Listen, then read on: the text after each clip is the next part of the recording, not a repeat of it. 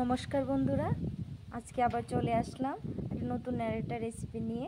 আজকে আমি রান্না করব না, আজকে আমি এই আতপ চালগুলো দিয়ে পিঠা বানিয়ে আপনাদের সাথে শেয়ার করুন। আপনারা দেখতে থাকুন। চালগুলো আমি ভালো করে ধুয়ে নেব, ধুয়ে কিছুক্ষণ সময়ের জন্য ভিজিয়ে রেখে দেব। 2 ঘন্টা নাগাদ আমি ভিজিয়ে রেখে দিয়েছি। এবার দেখুন চালগুলো ফুলে গেছে। এবার আমি মিক্সিতে ওটাকে ব্লেন্ড করে নেব। এই দেখুন চালগুলো আমি মিক্সিতে গুঁড়ো করে নিয়েছি।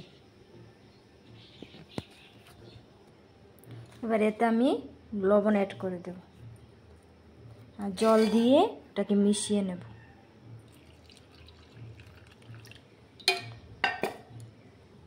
দেখুন ব্যাটারটা এরকম হবে, বেশি পাতলাও হবে না, বেশি ঘনও হবে না।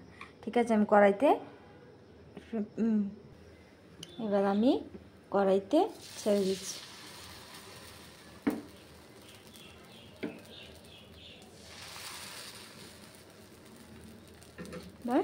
কিছুক্ষণের সময়ের জন্য আমি ঢাকা দিয়ে দিচ্ছি। দেখুন আমি কড়াইয়ের ঢাকনাটা তুলে দিলাম। এবার আমার পিঠেটা আমি দেখাচ্ছি আপনাদেরকে। দেখুন কতটা স্পঞ্জি হয়েছে, দেখতে পেলেন? এই দেখুন হয়ে গেল আমার পিঠে। ভালো লাগলে লাইক, শেয়ার, সাবস্ক্রাইব করে দেবেন।